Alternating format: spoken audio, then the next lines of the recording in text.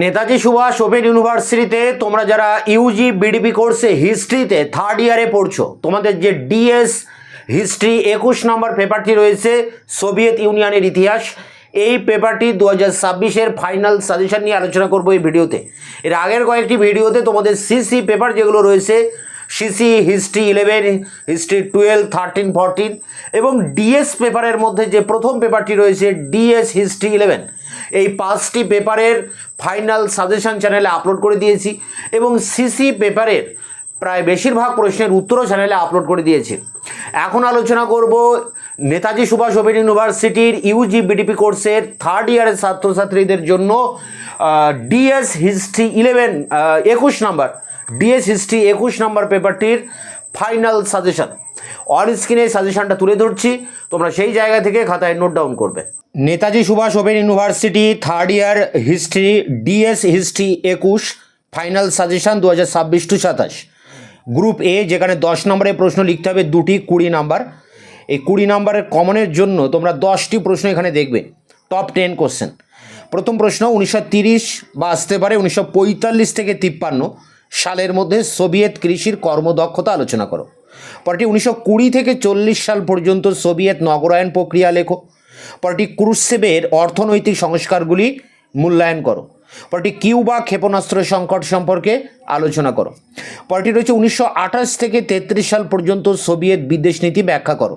পরটি রুশীকরণ পদ্ধতি অথবা পূর্ব ইউরোপে সোভিয়েত নিয়ন্ত্রণ কিভাবে প্রতিষ্ঠিত হয়।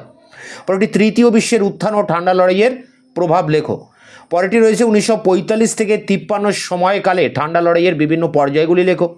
পরেরটি একটি দেশে সমাজতন্ত্র স্টালিন কেন প্রবর্তন করেছিলেন। পরেরটি রয়েছে 1939 থেকে 41 পর্যন্ত সোভিয়েত রাশিয়ার সঙ্গে জার্মানির সম্পর্ক আলোচনা করো। পরেরটি স্টালিনীকরণ প্রক্রিয়াটি আলোচনা করো।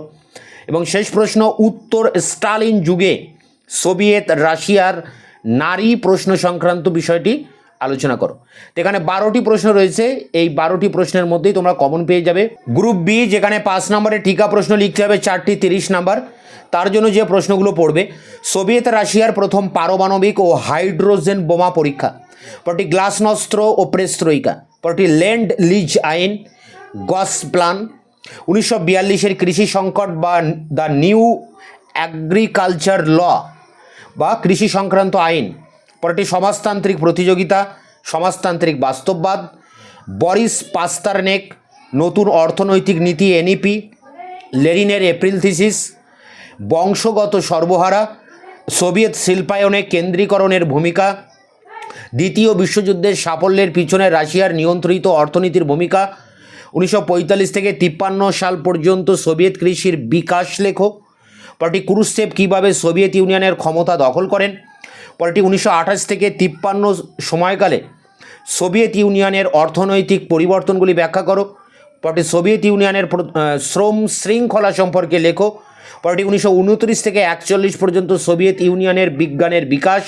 এবং শেষ প্রশ্ন, যুদ্ধকালীন কূটনীতি সম্পর্কে টিকা লিখুন।